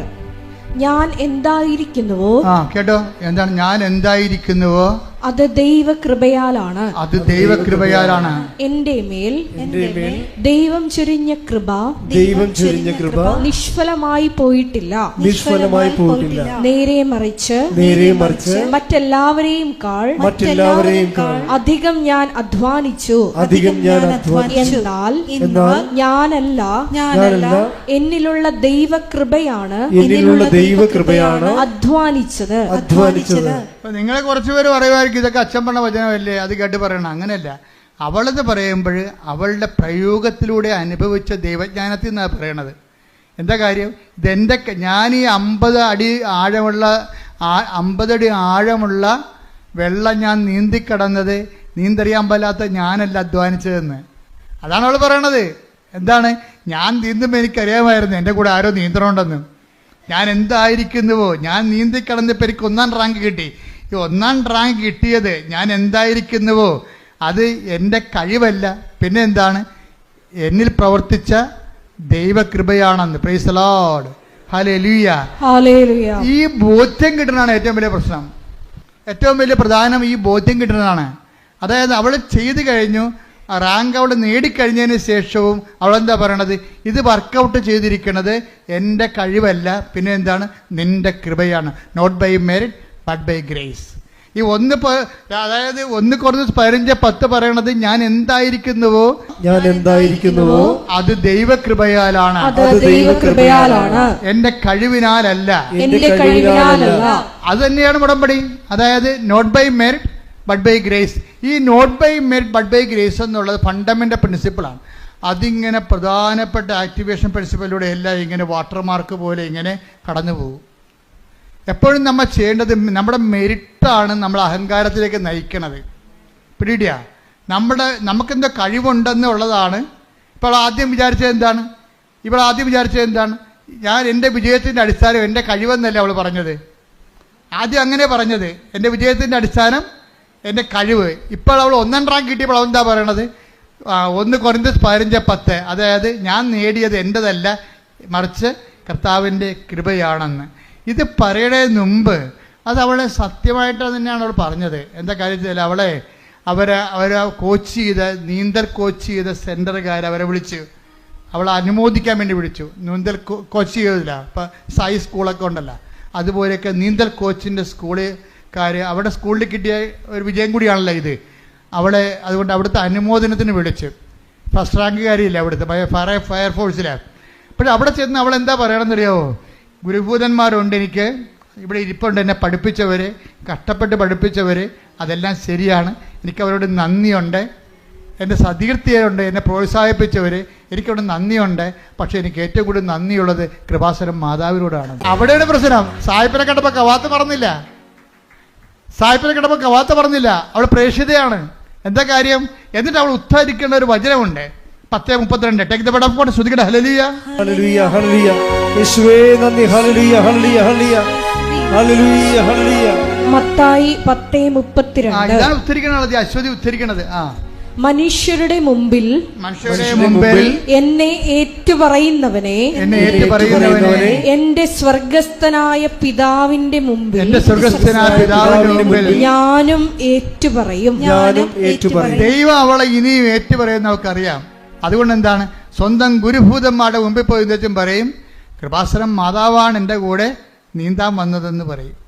അതാണ് ഏറ്റുപറച്ചിലെന്ന് പറയണത്. അല്ലാതെ മറ്റുള്ളവരെ കാണുമ്പോഴേ ദൈവത്തെ മറക്കരുത്. നിങ്ങൾക്ക് എപ്പോഴും പറ്റുന്ന ഒരു അബദ്ധം ഇതാണ്. നിങ്ങൾ പഞ്ചപുച്ഛം അടച്ച് ഒച്ചാനിച്ച് ഇവിടെയുള്ള എല്ലാ കാര്യവും പറയും. ഓട്ടോറിക്ഷയുടെ സെക്കൻഡ് ഗിയർ എടുക്കണ പോലെ നിലയും വിളിക്കും. ഇതൊക്കെ ഈ അഭ്യാസം ഇവിടെയുള്ളൂ. പുറത്തേക്ക് കഴിയുമ്പോൾ പറയും എൻ്റെ കഴിവാണെന്ന് പറയും. അത് ദൈവത്തിന് അറിയാം. ഓർഡർ തമ്മാവ അതന്നെ, അത് ഞാൻ എപ്പോഴും പറയണല്ലേ, അത് ദൈവത്തിന് ഇതറിയാം. ഇവിടെ നിന്നുകൊണ്ട് ഇതൊക്കെ പറയും, പക്ഷെ പുറത്തിറങ്ങിയിട്ട് പറയത്തില്ല. അത് അവരുടെ കഴിവാണെന്ന് പറയും, അവിടെ എക്സ്പീരിയൻസ് ആണെന്ന് പറയും. പിന്നെ എനിക്ക് ഇന്ന ആളെന്നെ വിളിച്ച് പറഞ്ഞിട്ടാണെന്ന് പറയും. ഇന്ന ആൾ വീട്ടിൽ നിന്ന് കൊണ്ടുവന്ന് 5 ലക്ഷം രൂപ കൊടുത്തിട്ടാണെന്ന് പറയും. ദൈവം ഞൊട്ടും. മനസ്സിലായ? എപ്പോഴും നമ്മൾ ചെയ്യേണ്ടത്, ചെയ്യുമ്പോൾ ദൈവത്തിനാണ് മുൻതൂക്കമെന്ന് അറിയണം. ഞാൻ ഏത് കാലാവസ്ഥയിലും ഞാൻ എൻ്റെ ദൈവത്തെ തള്ളി പറയത്തില്ല, ദൈവത്തെ ഏറ്റു പറയും. പറഞ്ഞു, ഞാൻ ഏത് കാലാവസ്ഥയിലും ഞാൻ ദൈവത്തെ തള്ളി പറയത്തില്ല.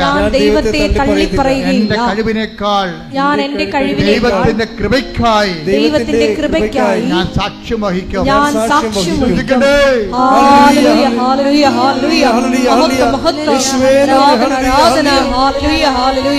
പരിശുദ്ധ പരമ ദിവ്യകാരുണ്യത്തിന് ആരാധനയും സ്തുതിയും പുകഴ്ചയും ഉണ്ടായിരിക്കട്ടെ. കർത്താവിന്റെ ജീവിതം ഇളകുന്ന കാലം ഉണ്ടായിരുന്നു. കർത്താവിന്റെ ജീവിതമേ കാൽച്ചുവട്ടിലെ മണ്ണ് ഊർന്നു പോവുകയും കർത്താവിന് നിലത്തെറ്റുകയും പിടിക്കാൻ ഒരിടമില്ലാതെ ഇങ്ങനെ ഇളകുന്ന സമയമുണ്ടായിരുന്നു. അതാണ് ഗെത്സമനി നമ്മൾ കാണുന്നത്. പിടിക്കാനൊരിടമില്ല. താൻ ഉറച്ചു വെച്ചിരുന്ന കാൽച്ചുവട്ടിലെ മണ്ണ് ഇളകുമ്പോഴും കർത്താവ് പ്രഖ്യാപിക്കുന്ന വചനം അതാണ്. ഈ നമ്മളുടെ 17 യോഹന്നാൻ്റെ 17-ാം അധ്യായം 17-ാം വാക്യയിലെ അത് ഗെത്സമനിലെ പ്രാർത്ഥന. അവൻ്റെ കാൽച്ചുവട്ട് മണ്ണിളകുകയാണ്. അവൻ്റെ കൂടെയുള്ളവൻ തന്നെ പോയി ഒറ്റയ്ക്ക് കൊടുക്കാൻ പോകുന്നു. അവനെ കൂടെ കൊണ്ട് നടന്നവൻ തന്നെ അവനെ തള്ളിപ്പറയാൻ പോകുന്നു. അവൻ്റെ കാൽച്ചുവട്ടിലെ മണ്ണ് ഇളകുന്നു. അവന് പിടിച്ചു നിൽക്കാനൊരു ഇടമില്ല. ഒത്ത വിളകുകയാണ്. നില കിട്ടണില്ല. നില കിട്ടാത്ത പാവം പറഞ്ഞൊരു വാക്കുണ്ട്. എന്താ പറയണത്? യോഹന്നാൻ 17:17 അങ്ങയുടെ വചനമാണല്ലോ സത്യം, മറ്റൊന്നും സത്യമല്ല. പത്രോസ് സത്യമല്ല, പീലാത്തോസ് സത്യമല്ല, യൂദാ സത്യമല്ല, മനുഷ്യൻ സത്യമല്ല, കഴിവ് സത്യമല്ല, സ്വാധീന സത്യമല്ല, ദൈവമാണ് സത്യം, വചനമാണ് സത്യം. കയ്യടിക്കട്ടെ.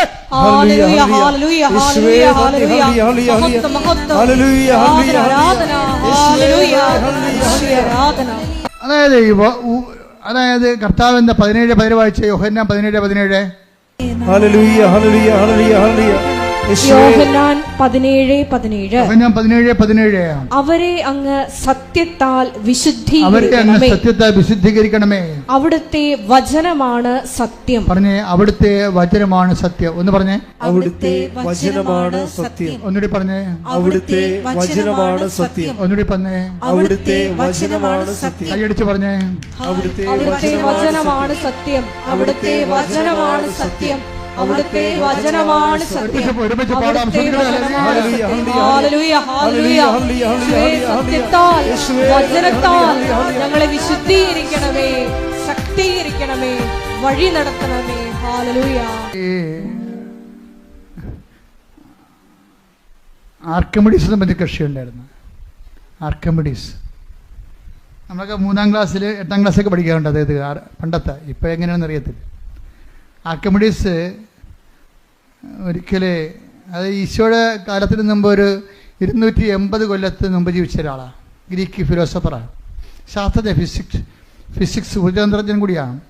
അദ്ദേഹം വെയിറ്റ് കണ്ടുപിടിക്കുമ്പോൾ ആദേശ സിദ്ധാന്തം എന്ന് നമ്മൾ പറയും മലയാളത്തിൽ. അപ്പം അദ്ദേഹം പറഞ്ഞ വേറെ ആദേശം എന്ന് വെച്ചാൽ ഒരു ലിക്വിഡ് കണ്ടൻറ്റിലെ വേറെ ഒരു മാറ്റർ നമ്മൾ ഫിക്സ് ചെയ്ത് കഴിഞ്ഞാൽ അതിന് ആദേശം ചെയ്യുന്ന വെള്ളത്തിൻ്റെ വെയിറ്റിൻ്റെ അനുപാതവും ഈ നമ്മളവിടെ ഇതിൻ്റെ അകത്ത് കണ്ടൻറ്റ് താത്തി വെച്ചിരിക്കുന്ന മാറ്ററിൻ്റെ വെയിറ്റും സെയിം ആണെന്നാണ് ഈ ആർക്കിമിഡീസ് പ്രിൻസിപ്പിൾ എന്ന് പറയുന്നത്. അപ്പോൾ ഇദ്ദേഹം വേറൊരു കാര്യം പറഞ്ഞ്, ഞാൻ ഫിലോസഫി പഠിച്ചിട്ടുണ്ട്. ആർക്കിമിഡീസ് പറഞ്ഞാണ്, അതായത് give me a first spot to stand, I will move the earth. അത് പുള്ളി പറഞ്ഞതാണ്. എന്ന് വെച്ചാൽ എനിക്ക് ഈ ഭൂമിയിൽ ഉറപ്പോടെ കാല് കുത്താൻ പറ്റിയ ഒരു ഇടം കാണിച്ചതാ, ഞാൻ ഈ ലോകത്തെ മാറ്റാമെന്ന് പറഞ്ഞു. ഞാൻ ഇപ്പോൾ എന്താ ഇത് പറയാൻ കാരണം എന്ന് പറയും, ഈ യോഹന്നാൻ 17:17 ഈശോ എന്താ പറഞ്ഞത്? ഈശോയ്ക്ക് കാല് ഉറക്കാത്തൊരു സമയമാണ്. 10 ദിവസം തള്ളിപ്പറഞ്ഞു ഓൾറെഡി തള്ളിപ്പറയാൻ പോകുന്നു. യൂദാസ് ഒറ്റിക്കൊടുക്കാൻ പോകുന്നു. ജനക്കൂട്ടം മുഴുവനും കർത്താവിന് കൈയൊഴിയാൻ പോകുന്നു. പിതാവ് വരെ കുരിശിൽ കൈയൊഴിയാൻ പോകുന്നു. ഒരു പിടുത്തം കിട്ടണില്ല. ഈ ഒരു പിടുത്തവും ജീവിതത്തിൽ കിട്ടാൻ നിൽക്കുമ്പോൾ പറയുന്ന വാക്കാണ് 17:17. എന്താണ്? എല്ലാം മിഥ്യയാണ്, അങ്ങയുടെ വചനമാണ് സത്യം. എനിക്ക് ഉറപ്പിച്ച് കാലുറച്ച് നിൽക്കാൻ, എൻ്റെ ജീവിതത്തിൽ എനിക്ക് പിടിവിട്ടു പോകുമ്പോഴേ പിടിക്കാനുള്ള, ഉറച്ചു നിൽക്കാനുള്ള ഇടമാണ് യോഹന്നാൻ 17:17. അങ്ങയുടെ വചനമാണ് സത്യമെന്ന്. അതുകൊണ്ടാണ് ഉടമ്പടി വരുമ്പോൾ എന്താ നമ്മൾ ചെയ്യണത്? ഈ ഉറപ്പുള്ള തറയിലേക്ക്, നിലപാട് തറയിലേക്ക് നമ്മുടെ ജീവിതം മാറ്റുക. ഈ വചനം അനുസരിച്ച് നമ്മൾ ജീവിക്കുന്നതിലൂടെ നമ്മളെന്താ സംഭവിക്കുന്നത്? പാറമേൽ ഭവനം ചെയ്ത ബുദ്ധിമാനായ മനുഷ്യനായിട്ട്, പുരുഷനായിട്ട് മാറുകയാണ്. അതായത് വചനം പാലിക്കുക വഴി നമുക്ക് നിലകിട്ടാത്ത ഒരു ജീവിത സാഹചര്യം, കുടുംബമാണ്, വിവാഹം പിരിയാൻ പോകുന്നു, മക്കളില്ല, ജപ്റ്റ് വരാൻ പോകുന്നു, PR ഇല്ല, വിസ വീണ്ടും പുതുക്കി കിട്ടണില്ല, നാട്ടിലേക്ക് തിരിച്ചു പോരാൻ പോകുന്നു, കടക്കാർ നമ്മൾ വളയുന്നു, ഇങ്ങനെയുള്ള ഒത്തിരിയേറെ നിലകിട്ടാത്ത ജീവിത പ്രശ്നങ്ങളുണ്ട്. അവിടെയെല്ലാം അതിനേക്കാൾ ക്രൂഷ്യലായിട്ടുള്ള ടൈമിലാണ് ഈശോ ഈ വാക്ക് പറയണത്. അല്ല, ഈശോ മലമുകളിൽ നിന്നുകൊണ്ട് അവസാനത്തെ ജനക്കൂട്ടം വരുമ്പോൾ ആത്മനാ ദാരിദ്ര്യമുള്ള ഭാഗ്യവാന്മാർ, അവർ ഹൃദയശുദ്ധിയുള്ള ഭാഗ്യവാന്മാർ ദൈവത്തെ കാണും, അങ്ങനെ പറയുന്നൊരു കാലാവസ്ഥ, ആംബിയൻസ് അല്ല അവിടെ ഉള്ളത്. മറിച്ച് പിടിവിട്ട് പോയിരിക്കുക, നിലയില്ലാതെ പോയിരിക്കുമ്പോൾ പറയണ പ്രഖ്യാപനമാണ്. എന്താണ്? ഈ അവസ്ഥയിൽ അങ്ങയുടെ വചനമാണല്ലോ സത്യം. ഈ അവസ്ഥയിൽ, അതായത് ജീവിതത്തിൻ്റെ ദുരിത അവസ്ഥകളിൽ, കൈവിട്ടു പോകുന്ന നിലയില്ലാത്ത അവസ്ഥകളിൽ വചനമാണ് നമ്മുടെ മുമ്പിൽ സത്യമായിട്ട് നിൽക്കുന്നത്. അതുകൊണ്ട് തന്നെ ആ വചനം പാലിച്ച് ജീവിക്കുക വഴി നമ്മൾ മത്തായി 7:25 പ്രവേശിക്കുകയാണ്. എന്താണ്? മഴ പെയ്ത് വെള്ളപ്പൊക്കമുണ്ടായി. 7:27 അത് ഭവനത്തിൽ ആഞ്ഞിരച്ചു, അത് വീണില്ല. കാര്യമെന്താണ്? അത് പാറമേൽ സ്ഥാപിതമായിരുന്നു. ഉടമ്പടി ഉറപ്പിക്കണത് ഇങ്ങനെയാണ്. വചനം എന്തെല്ലാം വിഷയങ്ങൾ ചെയ്തത് അങ്ങതാണ്, സുമറാണി ചെയ്ത അതാണ്. എന്താണ്?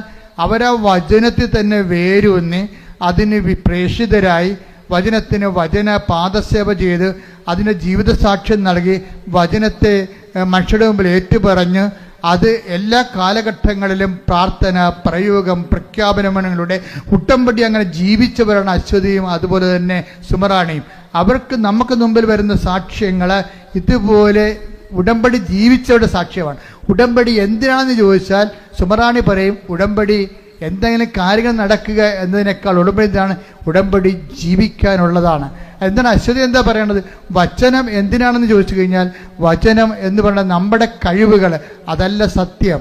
ഞാൻ അങ്ങനെ ധരിച്ചിരുന്നു, പക്ഷെ എനിക്ക് മനസ്സിലായി എൻ്റെ കഴിവല്ല, ഞാൻ എന്തായിരിക്കുന്നുവോ 1 കൊരിന്ത്യസിൻ്റെ 15:10 അത് കർത്താവിൻ്റെ കൃപയാണ്. ഞാൻ അധ്വാനിച്ചത് ഞാൻ ആ കൃപയാൽ അധ്വാനിച്ചുകൊണ്ട് ജീവിതത്തിൻ്റെ പ്രതിസന്ധികളെയും പ്രതിരോധങ്ങളെയും പ്രതിരോധിക്കാൻ വേണ്ടിയുള്ള ദൈവിക നടപടിക്രമമാണ് ഉടമ്പടിയെങ്കിൽ ആ ഉടമ്പടി ഉറച്ചു നിൽക്കാൻ വേണ്ടി കർത്താവിൻ്റെ പരിശുദ്ധ അമ്മയുടെ മധ്യസ്ഥതയിൽ ഞാൻ നിങ്ങളെ ആശീർവദിക്കുന്നു. ശ്രദ്ധിക്കട്ടെ. ഹല്ലേലൂയ, ഹല്ലേലൂയ. യേശുവേ നന്ദി, ഹല്ലേലൂയ, ഹല്ലേലൂയ. ഹല്ലേലൂയ, ഹല്ലേലൂയ, ഹല്ലേലൂയ. യേശുവേ സ്തുതി, ഹല്ലേലൂയ, ഹല്ലേലൂയ. ഹല്ലേലൂയ, ഹല്ലേലൂയ, ഹല്ലേലൂയ. ഹല്ലേലൂയ, ഹല്ലേലൂയ. യേശുവേ നന്ദി, ഹല്ലേലൂയ, ഹല്ലേലൂയ. രോഗസൗഖ്യ പ്രാർത്ഥനയിലേക്ക് പ്രവേശിക്കുകയാണ് നമ്മൾ. അച്ഛനെ മിക്സ് ചെയ്തായിരിക്കും പ്രാർത്ഥിക്കാൻ പോകുന്നത്. ഓരോരോ വിഷയങ്ങൾ കർത്താവിൻ്റെ ആത്മാവ് എനിക്ക് നൽകുന്ന അനുസരിച്ച് ചിലപ്പോൾ ജോലി പ്രാർത്ഥിക്കും, ചിലപ്പോൾ രോഗങ്ങൾ പ്രാർത്ഥിക്കും, ചിലപ്പോൾ ജീവിത പ്രശ്നങ്ങൾ പ്രാർത്ഥിക്കും, ചിലപ്പോൾ നിങ്ങൾക്കൊരു എത്തും പിടിയും കിട്ടാത്തൊരു ജീവിതാവസ്ഥയിൽ നിങ്ങൾ മുങ്ങിപ്പൊങ്ങുകയാണെങ്കിൽ നിങ്ങൾക്ക് സ്ഥിരമായി ഉറച്ചു നിൽക്കാൻ വേണ്ടിയുള്ള വിശ്വാസം വേണ്ടി പ്രാർത്ഥിക്കും. അങ്ങനെ വ്യത്യസ്തമായ മേഖലകളിലേക്ക് ദൈവം ഈ സമയത്ത് നമ്മളെ ദൈവം ഇവിടം വരെ കൊണ്ടുവന്നിട്ടുണ്ടെങ്കിൽ അത് ദൈവമാണ് കൊണ്ടുവന്നതെന്ന് നമുക്കൊരു ബോധം ഉണ്ടാകണം. നിങ്ങൾ തനിയെ വന്നാണെന്ന് വിചാരിക്കരുത്. വീഡിയോ തനിയെ വരാൻ പറ്റിയൊരവസ്ഥ അല്ല ഇത്. വളരെ മോശപ്പിടിച്ചൊരു അവസ്ഥയിൽ നിങ്ങൾ വരുമ്പോൾ തനിയെ വന്നതല്ല, ദൈവം നിങ്ങളെ തളർന്നെങ്കിലും എടുത്തുകൊണ്ട് വന്നതാണ്. കൈയടിക്കട്ടെ, ശ്രദ്ധിക്കട്ടെ. ഹല്ലേലൂയ, ഹല്ലേലൂയ. യേശുവേ നന്ദി, ഹല്ലേലൂയ. ക്ലേശകാലത്ത് ശ്രദ്ധിക്കട്ടെ. ഹല്ലേലൂയ, ഹല്ലേലൂയ, ഹല്ലേലൂയ, ഹല്ലേലൂയ. യേശുവേ സ്തുതി, ഹല്ലേലൂയ, ഹല്ലേലൂയ, ഹല്ലേലൂയ. ഹല്ലേലൂയ, ഹല്ലേലൂയ. ഇവിടെ ഒരു അച്ഛൻ കൈ ഉയർത്തി പ്രാർത്ഥിച്ച് പരിശുദ്ധ അമ്മയുടെ മാധ്യസ്ഥയിൽ ഈശോയുടെ നാമത്തിൽ നിങ്ങൾ ആസ്വദിക്കുകയും പ്രാർത്ഥിക്കുകയും ചെയ്യുമ്പോൾ നിങ്ങൾ ഇടിമുഴക്കം പോലെ സ്തുതിച്ചുകൊണ്ടിരിക്കണം. സ്തുതിക്കട്ടെ. ഹല്ലേലൂയ, ഹല്ലേലൂയ, ഹല്ലേലൂയ, ഹല്ലേലൂയ, ഹല്ലേലൂയ. യേശുവേ ആരാധന, മഹത്വം, മഹത്വം, ആരാധന, ആരാധന. ഹല്ലേലൂയ, ഹല്ലേലൂയ, ഹല്ലേലൂയ. യേശുവേ ആരാധന, ഹല്ലേലൂയ, ഹല്ലേലൂയ. യേശുവേ ആരാധന, ഹല്ലേലൂയ, ഹല്ലേലൂയ, ഹല്ലേലൂയ. മഹത്വം, മഹത്വം, ആരാധന, ആരാധന. ഹല്ലേലൂയ, ഹല്ലേലൂയ. യേശുവേ നന്ദി, യേശുവേ ആരാധന. ഹല്ലേലൂയ, ഹല്ലേലൂയ. മഹത്വം, മഹത്വം, കർത്താവേ നിന്റെ ഉന്നതമായ നാമത്തിന് സ്വന്തം ചെയ്യുന്ന കർത്താവേ നിന്റെ വിശുദ്ധ പൗരോഹിത്യത്തെ മഹത്വപ്പെടുത്തണമേ. കർത്താവേ സഭയിലുള്ള സാന്നിധ്യം പ്രകടമാക്കണമേ. അമ്മേ, പരിശുദ്ധ അമ്മേ, ദേവമാതാവേ, ആൾക്കാരെ ജീവനോടെ പ്രത്യക്ഷയുടെ പരിശുദ്ധ അമ്മയുടെ മാധ്യസ്ഥത്തില് കർത്താവിന്റെ തിരുമുൻപാടുന്ന വരദകരം, കർത്താവിന്റെ ആണിപ്പെടുത്താറുന്ന അത്ഭുതകരം നിങ്ങളുടെ ശിരസിൽ വെക്കട്ടെ. കർത്താവിന്റെ തിരുമുൻപാടുന്ന വലതുകരം നിങ്ങളുടെ ശിരസിൽ വെക്കട്ടെ. ഓൺലൈനിലുള്ളവർ പ്രാർത്ഥിക്കുക. കർത്താവിന്റെ ആണിപ്പെടുത്താറുന്ന അത്ഭുതകരം നിങ്ങളുടെ ശിരസിൽ പതിക്കട്ടെ. കർത്താവേ, കർത്താവേ,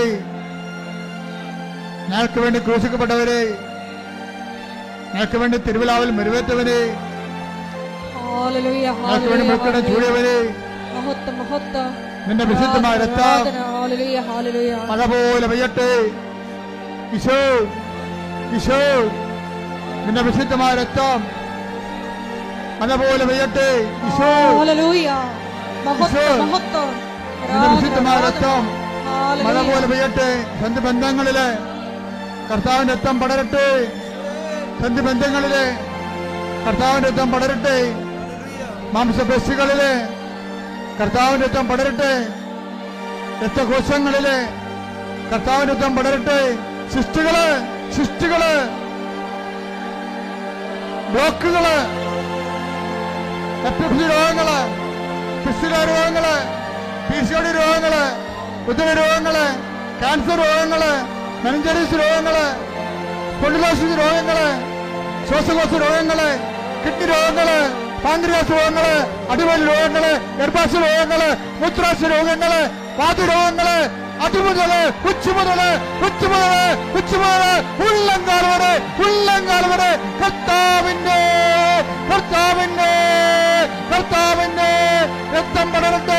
രക്തം പടരട്ടെ. അടുപ്പുള്ള പോലെ വൈദാക്കാലം പോലെ ദൈവികമായ ശക്തി നിങ്ങളെ കൊടുക്കട്ടെ. ഹല്ലേലൂയ, ഹല്ലേലൂയ. ഹല്ലേലൂയ, ഹല്ലേലൂയ, ഹല്ലേലൂയ, ഹല്ലേലൂയ, ഹല്ലേലൂയ. ഹല്ലേലൂയ, ഹല്ലേലൂയ, ഹല്ലേലൂയ, ഹല്ലേലൂയ. യേശുവേ, നാമത്തെ വീണ്ടും ഹല്ലേലൂയ, ഹല്ലേലൂയ. ആരാധനയിലൂടെ മഹത്വപ്പെടുത്തണം. വിഷയങ്ങള് സമർപ്പിക്കാൻ പോവുകയാണ്. ആ വിഷയങ്ങൾ അകപ്പെട്ടിരിക്കുന്നവർ പ്രാർത്ഥിക്കാൻ വേണ്ടി നിങ്ങൾ കാത്തിരിക്കരുത്. ഇത് സമൂഹത്തിന്റെ ആവശ്യമാണ്. കർത്താവ് സമൂഹത്തിന് മുഴുവൻ പ്രാർത്ഥന കേട്ടിട്ടാണ് ഓരോ മക്കളെയും പ്രത്യേകം ആശീർവദിക്കുന്നത്. ജപ്തി നടപടി നേരിടുന്നവരുണ്ട്, സ്ഥലം വിറ്റുപോകാൻ പോകുന്നവരുണ്ട്, വിൽക്കാൻ പറ്റാത്ത രീതിയിൽ കടക്കാലം കുരുക്കപ്പെടുന്നവരുണ്ട്, ജോലി ഇല്ലാത്തവരുണ്ട്, ജോലി നഷ്ടപ്പെട്ടവരുണ്ട്, സർട്ടിഫിക്കറ്റ് കിട്ടാത്തവരുണ്ട്, സർട്ടിഫിക്കറ്റുകള് വ്യക്തികളുണ്ടായി പോയവരുണ്ട്, പരീക്ഷ എല്ലാത്തിനേക്കാൾ ഉപരി പരീക്ഷ എഴുതിക്കൊണ്ടിരിക്കുന്ന കുഞ്ഞുങ്ങളുണ്ട്. എല്ലാ വിധത്തിലും മത്സര പരീക്ഷകള്, യോഗ്യതാ പരീക്ഷകള്, അങ്ങനെ വ്യത്യസ്തങ്ങളായ പരീക്ഷകൾ എഴുതിക്കൊണ്ടിരിക്കുന്ന മക്കളുടെ മേലെല്ലാം അവരുടെ മാതാപിതാക്കന്മാര്, അവരെ പഠിപ്പിക്കുന്നവര്, അവർ ഈ ആഴ്ചയിൽ ചെയ്യാൻ പോകുന്ന മുഴുവൻ പരീക്ഷകൾ, അതിന്റെ വിഷയങ്ങൾ, അതുമേലെല്ലാം കർത്താവിന്റെ കൃപ ചൊരിയാൻ വേണ്ടി ഇടിമുഴക്കം പോലെ സ്തുതിക്കട്ടെ. കർത്താവിന്റെ ഉന്നതമായ നാമത്തിന് സ്തോത്രം ചെയ്യുന്ന കർത്താവിന്റെ വിശുദ്ധ പൗരോഹിത്യത്തെ മഹത്വപ്പെടുത്തണമേ.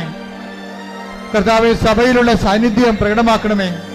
എന്റെ കർത്താവിന്റെ ഉന്നതമായ നാമത്തിൽ, സഭയുടെ അധികാരത്തിൽ, കുരിശിന്റെ അടയാളത്തിൽ, ദൈവത്തിന്റെ ശക്തിയാൽ കർത്താവ് പരീക്ഷ എഴുതുന്ന കുഞ്ഞുങ്ങളെ സമർപ്പിച്ച് പ്രാർത്ഥിക്കുന്ന കർത്താവ് അവരുടെ മേൽ കർത്താവിന്റെ അടിപ്പട പോലെ വൈദാക്കാലം പോലെ ദൈവികമായ ശക്തി പ്രസരിക്കട്ടെ. കർത്താവ് വൈദികമായ ശക്തി കർത്താവ് പരീക്ഷ എഴുതുന്ന മക്കളുടെ മേൽ, പഠിക്കുന്ന മക്കളുടെ മേൽ, ക്വസ്റ്റ്യൻ പേപ്പർ നോക്കുന്നവരില്, ഇവ എഴുതുന്നവര്, കർത്താവ് ഓരോരോ തരത്തിലുള്ള പരീക്ഷകള്, യോഗ്യതാ പരീക്ഷകള്, മത്സര പരീക്ഷകള്, ഒരുങ്ങിക്കഴിഞ്ഞവർ, റിസൾട്ട് പ്രതീക്ഷിക്കുന്നവര്, റിസൾട്ട് കാത്തിരിക്കുന്നവരുടെ മേലെല്ലാം കർത്താവിന്റെ കൈരണ്യം ചൊരിയട്ടെ. കർത്താവിന്റെ ശക്തി എടുക്കട്ടെ. കർത്താവ് പറമ്പ് വിറ്റുമാറ്റാത്ത ആഗ്രഹിക്കുന്നവര്, വിറ്റുമാറാത്തവര്, സ്ഥലം വിറ്റുമാറാത്തവര്, തെറ്റ് നടപടി നേരിടുന്നവര്, ആശുപത്രി കിടക്കയിലായവര്, ജോലി നഷ്ടപ്പെട്ടിട്ട് തിരിച്ചെടുക്കാൻ പറ്റാത്തവര്, ഏജ് ഓവർ ആയതിന്റെ പേര് വേദന അനുഭവിക്കുന്നവര്, വിസ ലഭിക്കാത്തവര്, വിസ പുതുക്കാത്തവര്, നാട്ടിലേക്ക് തിരിച്ചു പോരേണ്ടി വരുന്നവര്, ഡിസ്മിസ് ചെയ്തവര്, സസ്പെൻഡ് ചെയ്യപ്പെട്ടവര്, ഇങ്ങനെ ഓരോരോ വിവാഹത്തിൽ മോചനം നേടിയവര്, മോചനം നേടിക്കൊണ്ടിരിക്കുന്നവര്, കോടതി വിധി പ്രതീക്ഷിക്കുന്നവര്, ദൈവ നിശ്ചയം ഈ നിമിഷങ്ങളിലേക്ക് ഇറങ്ങട്ടെ. ദൈവത്തിന്റെ കരുണ ആവശ്യിക്കട്ടെ. യേശുവിന്റെ ഉന്നതമായ നാമത്തില്, സഭയുടെ അധികാരത്തില്, കുരിശിന്റെ അടയാളത്തില്, ദുരിതങ്ങള് യേശുവിന്റെ നാമത്തിൽ മാറിപ്പോകട്ടെ.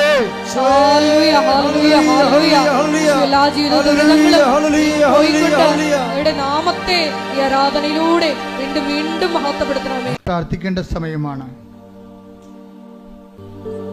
ഒരിക്കൽ കൂടി മരിയൻ ഉടമ്പടിയിൽ സമർപ്പിച്ചിരിക്കുന്ന എല്ലാ വിഷയങ്ങളും ദൈവമാതാവിന്റെ മധ്യസ്ഥതയില് ദിവ്യകാരുണ്യ സന്നിധിയിൽ നമുക്ക് സമർപ്പിച്ച് പ്രാർത്ഥിക്കാം.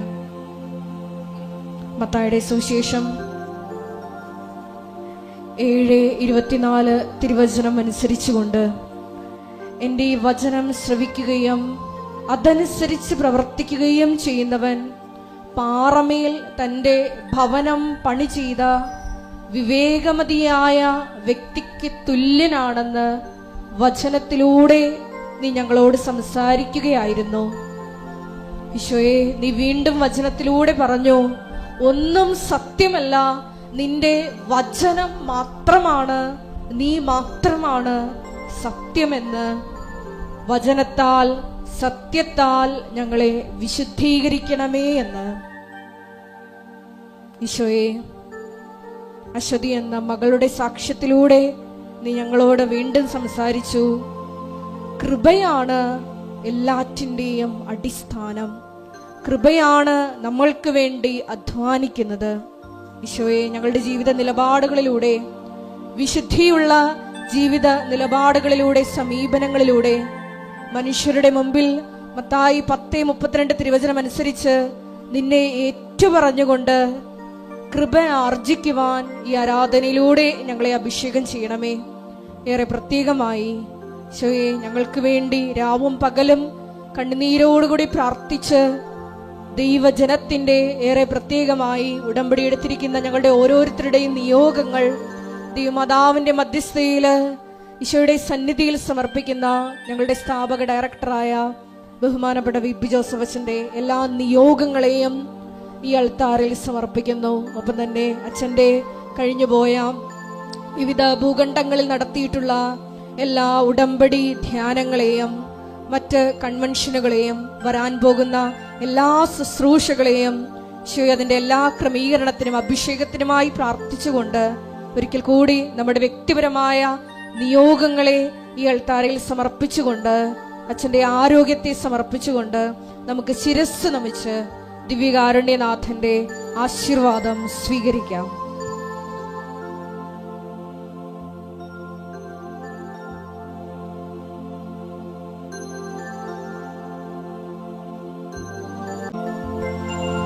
പരിശുദ്ധ പരമമാ ദിവ്യകാരുണ്യമേ, എന്നുമെന്നും അങ്ങേക്കാരാധന. പരിശുദ്ധ പരമമാ ദിവ്യകാരുണ്യമേ, എന്നുമെന്നും അങ്ങേക്കാരാധന.